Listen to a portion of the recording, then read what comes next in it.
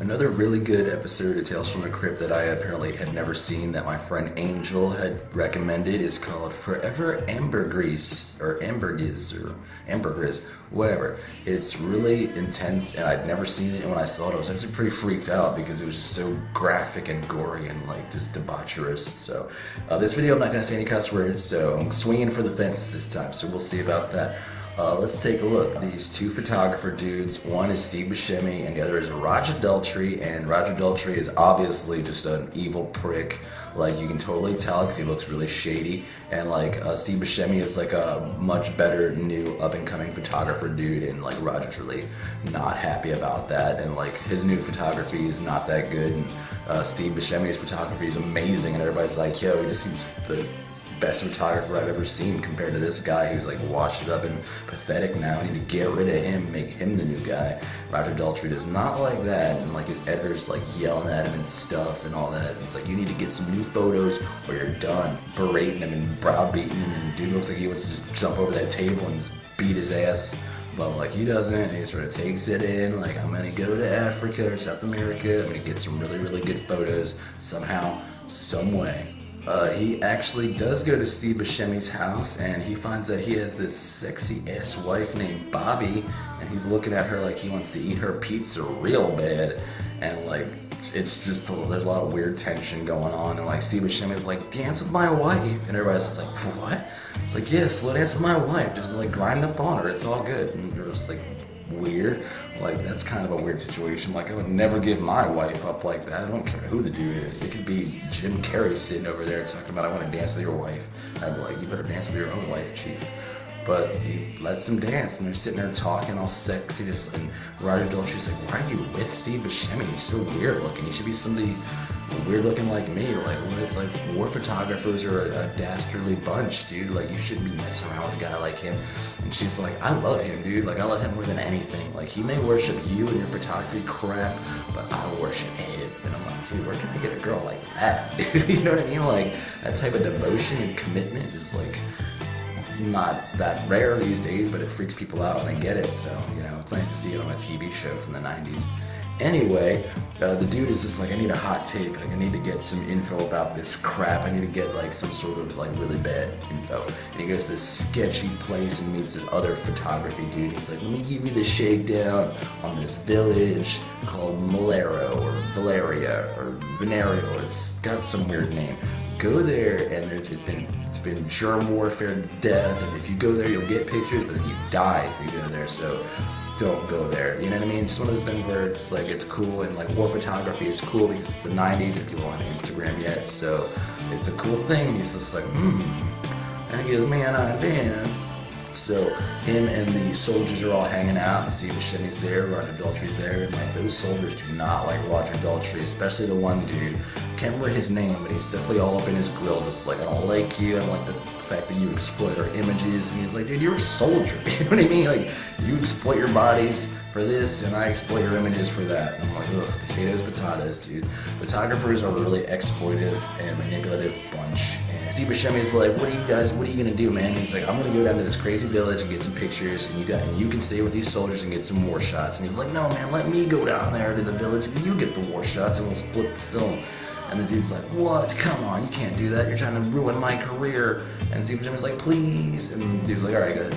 So the dude's like, all right. And like, he goes down to this crazy village, and Roger Daltrey's like, and to his dismay, he finds out that Steve Buscemi comes back and gets no big deal. He's like, I got the best pictures ever. I'm gonna send some off to my wife. It's gonna be cool. Let's party. And Roger Daltrey's like, why the hell did he die? Let him die.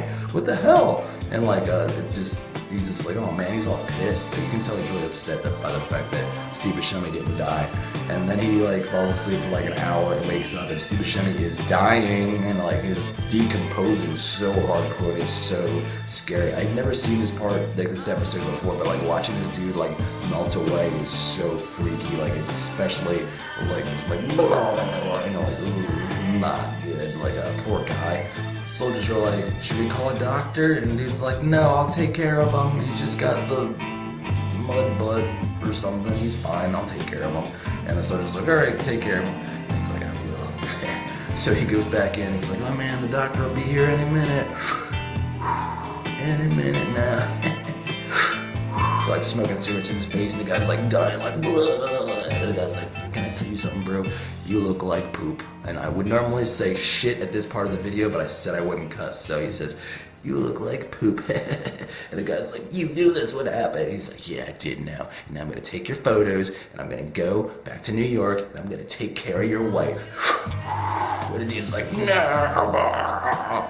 And the dude's eyeball actually pops out, and the dude takes his cigarette and puts the cigarette out in the dude's eyeball, and it's amazing. And I'm like, dude, that guy's going to heck. We're doing that, doing him dirty. And usually in a Tales from the Crypt episode, Steve Buscemi would come back as a zombie and kill Roger Daltrey. And that's what you think's gonna happen, because he wanders out like, oh man, the dude's dead now. And then he comes back out like as a zombie, and you think it's gonna be like, oh, he's gonna get him. But instead, in a twist, Roger Daltrey pulls out an M16 and just blasts him,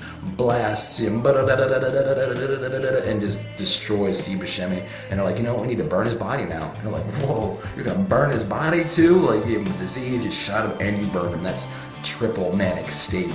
And dude's like, alright, so takes the dude's film, which is amazing, burns the dude's body, and he's like, oh yeah, and like sells the film and gets rich overnight. And everyone's just like, oh man, what a skeezy dude. And he's just like, yeah, whatever. And like this photographer editor's like, well, it sucks about the dude, he was a good photographer, but it's also good that he got these shots because they're really good. He's like, I'm gonna go give Bobby some flowers, and that's not the only thing I'm gonna give her. And it's just like, whatever. So he goes to see Bobby, and she's just like, oh man, I know that sucks that Steve Buscemi died in the jungle, and I'm glad you're here to take care of me and all that. And like, I got a letter that said that you set his ass up and that you had him get killed in the woods, but I don't believe that. And she starts lighting this joint, she's smoking it, and she's like, come on babe, smoke this joint with me. And he's like, alright. And they start doing it, dude. They're doing it and all that, and it's super hot and sexy, and it's just hot and steamy. And while she's on top just riding, she's just like, I know you set my boy up because I saw the photos, and I know those are his photos, and now I'm gonna set your ass up because he sent me some of that stuff from the woods, and now I've got it, and we're smoking it, and I'm like, and we're having sex, so you're catching all my diseases, and it's all over. And while she's saying that, her back is like splitting open, it's all bleeding blood, and her boobs are like bleeding pustules, and her face is all cracking apart, and she's like throwing out blood and shit all over him, and it's like leaking all over his body. I was like, ooh, like, oh man, I wanted some butt, but not that bad. You know what I mean? Like, dudes will do whatever to get butt, but like they won't. I mean, maybe they will. It's like getting some jungle booty rod is the worst thing that can happen. And he runs off, he runs to the bathroom and all that. He's like, ah, crap. And he just freaking looks in the mirror, and his face is all bloody, and his nose pops off. And he's like, brah! And it's the most hardcore episode of Tales from the Crypt that I've ever seen. And the moral of the story is, don't try to bang other people's wives. And I know what you're wondering. Why is it called Forever Ambergris? And just this one time, I'm gonna tell you why. The original EC Comics Tales from the Crypt episode called Forever Ambergris is about a sailor on a boat, and his subordinate sailor is named Bob or whatever, and his wife, Bob's wife, is like a skeezy jerk face, and she's just with him for the money.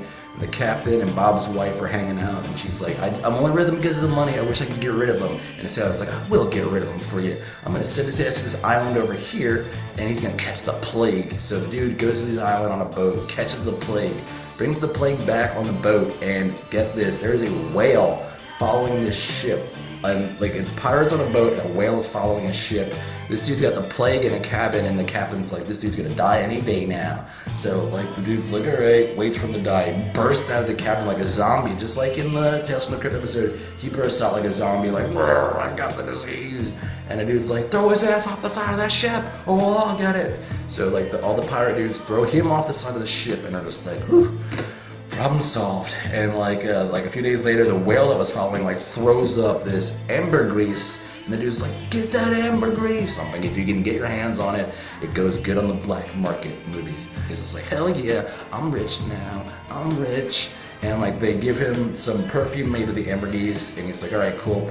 And like, he goes back to to Bob's wife, and he's like, oh, I'm rich now, and Bob is dead, and I got you some cool perfume, put it on, baby, and we can bang. And then while she's putting the perfume on, he's like, wait a second, that's made from Bob's dead body. And she comes out, and she's just like a festering zombie, like, and that's why it's called that. So I took that episode and modernized it in a really weird way. And that's pretty much it. Like, it's terrifying, it's hardcore, and don't get horrible diseases and spread them amongst yourselves, because that's not cool. And that's it.